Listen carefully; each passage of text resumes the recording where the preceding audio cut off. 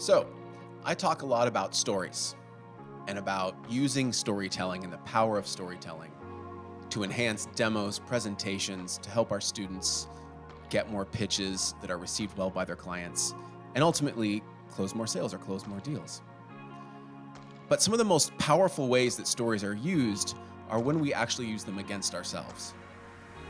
And sometimes helping our students unravel some of the stories they've been carrying around can be the most effective things that we do outside of the techniques and the tactics that we teach in order to help them in specific situations for storytelling. Let me give you an example.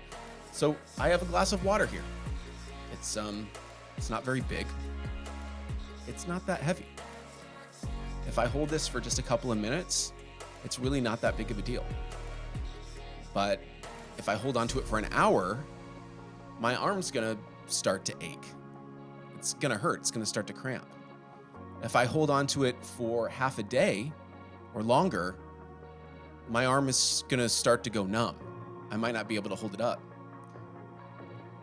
And I wanna use this as an example of some of the stories that you might be carrying around that are not helpful to you. So it's Q4 right now, so I'm hearing stories from some of our students like, I'm never gonna be able to close this deal. Or I just had a horrible first phone call with a prospective client and they were kind of mean to me and they said that I wasn't good at what I do. And they decide to carry that story around. And if they have that story just for a little while, like the glass of water, it's not that big of a deal.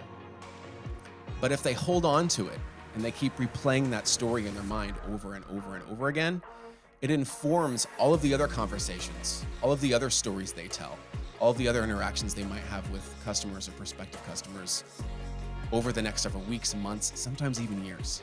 We hold on to some of these destructive stories. So whether you're telling yourself that you're not good on camera, that you're not doing a good job, that that one thing didn't go right, you're replaying it over and over in your head, I would just say, set the glass of water down. Stop holding on to it. Stop holding on to the story. Stop replaying it like a favorite greatest hits in your mind.